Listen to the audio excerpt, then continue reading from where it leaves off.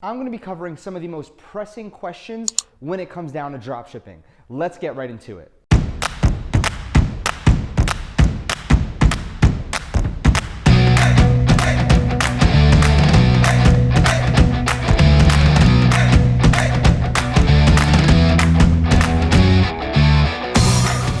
Now, before I go ahead and really dive into the meat and potatoes of this video, I just want to congratulate John right over here for clearing over $10 million since joining the 100K Blueprint. Now, that's absolutely incredible, and it's very nonchalant of me to say that. But if you want to go ahead and learn more about the 100K Blueprint, there's a waiting list down below. But depending if you're watching this, perhaps in the future, you can go ahead and take a look down below for more details in regards to the 100K Blueprint. So without any further ado, what I want to go ahead and talk about is the top 6 most pressing questions that every dropshipper faces. Now, we're going to be talking about taxes, we're going to be talking about ePackets, we're going to be talking about various different topics and problems that you're going to encounter when it comes down to the dropshipping model. So I want to head into my computer right now so we can just get right into the meat and potatoes of this video. Let's go there right now. So let's dive right into all the questions that you have right now. So let's start off with refunds. How do you deal with them exactly? Well, simple. Refunds are inevitable. Running a business, it's impossible to not issue any refunds. You need to first understand some of the reasons why people refund before you can think of any of the solutions to it. So let's break down some of these. So let's break down some of the reasons. Product is broken or defective, users unsatisfied, the product never arrived, or broke while the product was in use. So those are the reasons why most people go ahead and refund. So creating a refund policy is very important, but sticking to your refund policy is just as important. Make it known and outline your refund policy very, very carefully. Because if you don't outline your refund policy from the get-go and you change it when somebody emails you, it's very shady, super illegal, you can't just switch the policy around after somebody purchases. So create your refund policy, stick to it, and abide by it. Even if it's not in your best interest, you can always amend your refund policy and add clauses in there as well. So just kind of keep that in mind. And my refund policy is if someone is unhappy with their order, they're allowed to get their full money back. Why? Because if you give them a hassle, then they're gonna go ahead and be negative and start talking negatively about you and your brand and start trashing your ads if they ever pop up again. And the last thing you wanna do is have a disgruntled customer because, again, negativity is faster, it spreads a lot faster than positivity does when it comes really to anything. So negativity is it's kind of like a wildfire. It'll just keep spreading and spreading and spreading. And unfortunately, it's very hard to tame once it does spread. And now profit while refunding. This is huge. A lot of smart e-commerce experts will be able to have a profit center within their refunding clause. So refunds can actually be a profit center if you do it correctly, meaning you can offer the end user a full refund and tell them to keep the product and then give them a 30% off coupon for orders over $100. And you can set the percentage that they get off, the dollar amount that they get off for the total amount that they spend. Typically, you want to set up a certain amount spent before they can actively achieve the discount. Why? Well, it's because most people will actually spend that money before the expiration date that is set up on that coupon. So it's essentially just creating scarcity for them to spend more even when they went ahead and you gave them a refund. And here's the thing, the second time around, and I can go ahead and back this up with numbers and statistics as well, they're not as likely to refund, and the chances of the product being damaged, defective, or the user just unsatisfied is a lot less than when you first refunded them. So essentially, you're trading pennies for dollars at that point, right? If you give them their money back. So let's talk about taxes, and this is huge. I'm not an accountant, okay? Anything I tell you here is based on how I run my business. However, the way that you set it up is between you and your accountant. Now, here's one thing that you need to keep in mind. It's what you keep, not what you make, that's most important. At the end of the day, investing in a great accountant is something that you must do. You must do. And it's very hard to do so in the beginning stages. When you're first getting started, it's not easy to dump $30,000, $40,000, $50,000 a year for a great accountant, and nor do I expect you to. But for those of you that have scaled to 6 figures, 7 figures, and 8 figures, I expect you guys to have some of the most amazing accountants that you can find in your state or just in general for your particular market. I expect it to be the best of the best. Why? Because simply put, your accountant is supposed to help you keep as much of the profit as you make. Because again, there's revenue and then there's actual profit. And then from your profit, there's actually how much you take home at the end of the year. There's a big, big difference. Just because there's 200K in profit does not mean you're taking home 200K. You'll probably take home 100K, right, after taxes are set and done. However, you have a good accountant, you might be able to take home all of 200K, or you might be taking home 190K. So again, a great accountant will help you keep the vast majority of the money that you make. So you have to keep in mind things as COGs, so cost of goods. You have to consider ads, Shopify fees, application fees, and other business expenses. Meaning if you make $1 million in revenue and you spend $800,000 to make that $1 million, you're going to get taxed on the $200,000 that you net. However, that $200,000, if you want to expand to, let's just say, a warehouse, you can deduct from that $200,000. So let's say, for example, you keep $200,000 profit and you buy a facility for $50,000.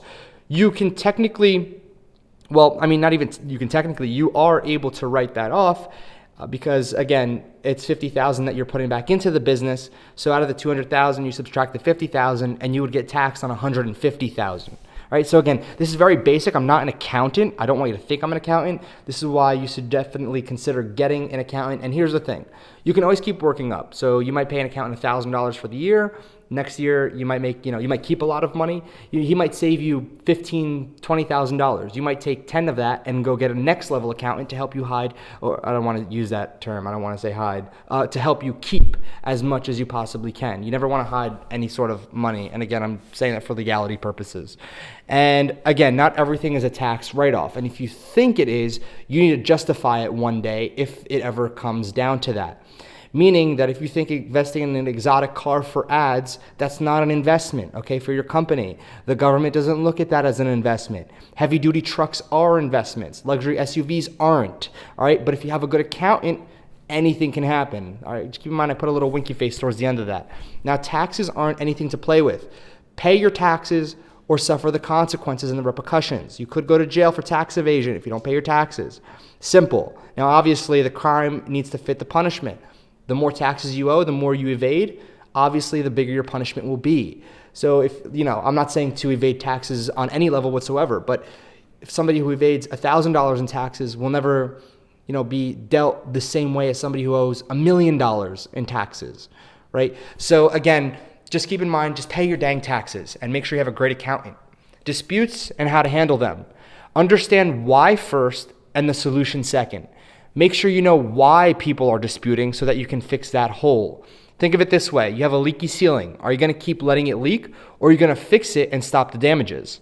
Well, you're going to fix it. Dispute firms or fighting the disputes yourself. You can actually hire dispute firms to help fight your disputes that you receive. And some firms actually have the ability to warn you about the dispute before it hits your account, and you could avoid the fee and the dispute percentage inside of your merchant account. And how do they do that? Well, they warn you when the customer calls the bank and the dispute process happens before it hits Shopify Payments or Stripe. And then they'll email you or call you and notify you about this customer. So if you refund them immediately before the dispute hits, well, guess what? It'll never hit as a dispute. It'll show a refund. All right, smart, but it's for volume players. It's how to protect yourself as well. And don't ever go over 1.8%. 2% is really pushing it. Anything over 2%, expect to get a warning email, if not your merchant account being shut down. And again, ideally, you want to stay under 1%. Under 1% is great. Some merchants might look at 1% as really high. Now, here's a little note that I want to add in. 100K Blueprint members, I'm going to teach you how to lower your dispute percentage to keep your dispute rate really low if you ever get high disputes. And this is something that is only for my 100K Blueprint members. This is something that I figured out how to do. I had to pay a lot of money to a lot of people to learn this strategy, and it works exceptionally, exceptionally well. And obviously, you can't stop disputes, right? You can't stop disputes, you can't stop the chargebacks, and you can't stop refunds. And some customers will just dispute just to dispute. And unfortunately, that's a really bad thing as well. But you need to learn how to combat it and how to lower your numbers so your account stays in the green and doesn't get taken down. So when you're disputing, if you do it yourself, you want to provide as much evidence as you possibly can when you're fighting your dispute. The more evidence you can provide, the better your chances are. But again, it's not guaranteed to win.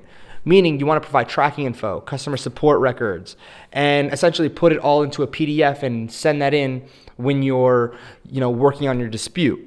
Now let's talk about capital and how much you need. Well, when it comes down to capital, you have to keep in mind it's very easy to attain once you know how to attain it. Most people don't start because of the lack of capital. And this is the last reason that you shouldn't start. You need to be resourceful if you don't have the capital. I'm going to say this again.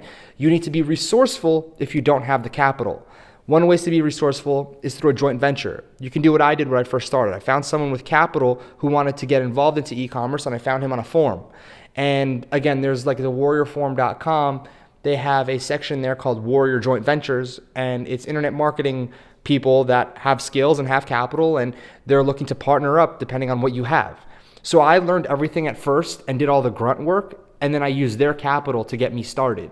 And it turns out I was in the best situation because I learned and I made money without having to really have my own capital. And guess what? At the end of the day, once I made a lot of capital and made my own money, I didn't need their capital anymore. And I had the skill set. So I walked away a winner on both sides.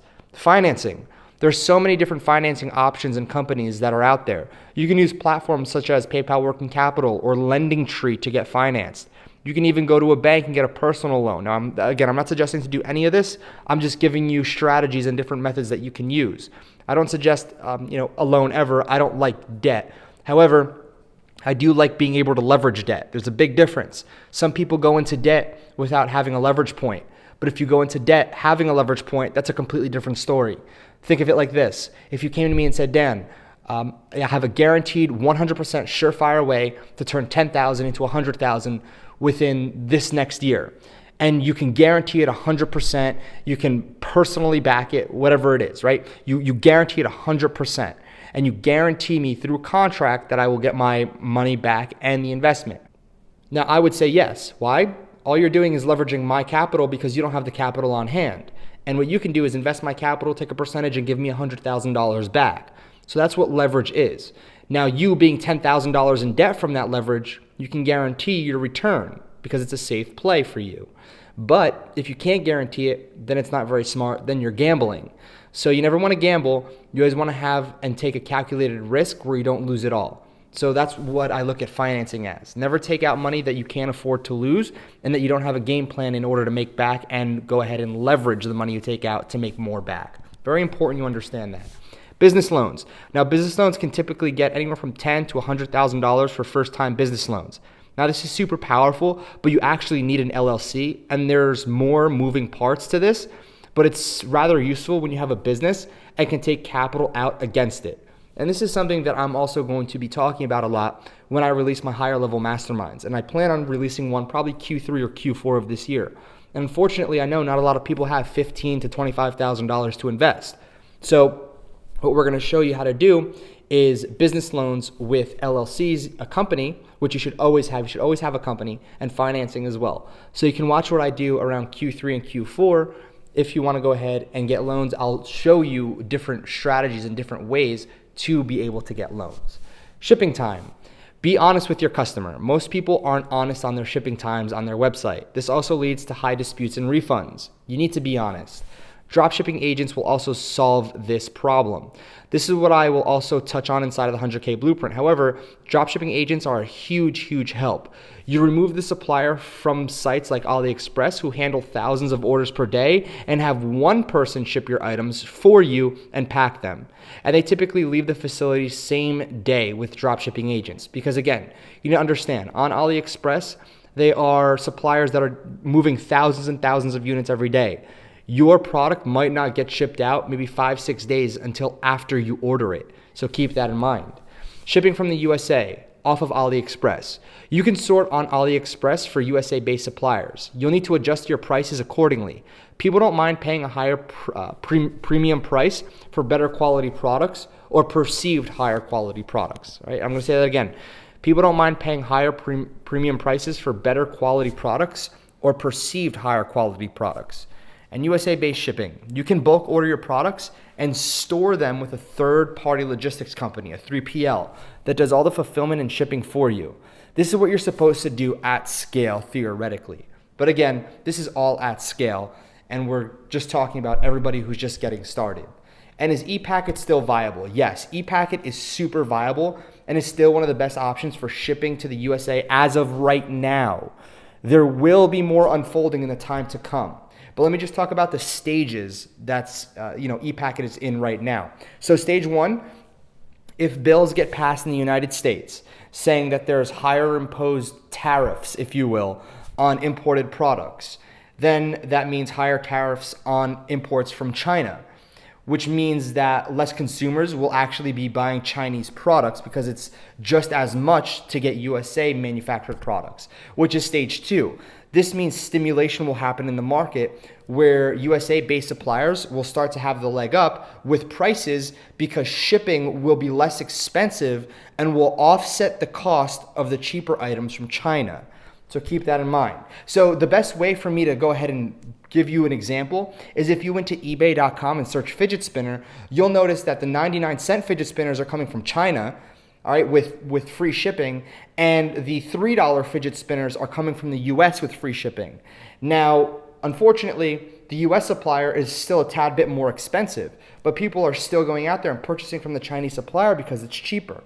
Now, with the new ePacket laws, okay, the new tariffs being imposed, they're trying to propose that the tariffs get raised, not a significant amount, but just enough to give the USA suppliers an advantage. So stage 3 is your consumer might get the product faster and a better quality as well, but they would have to pay a little bit more for it. So that's how this all would play out.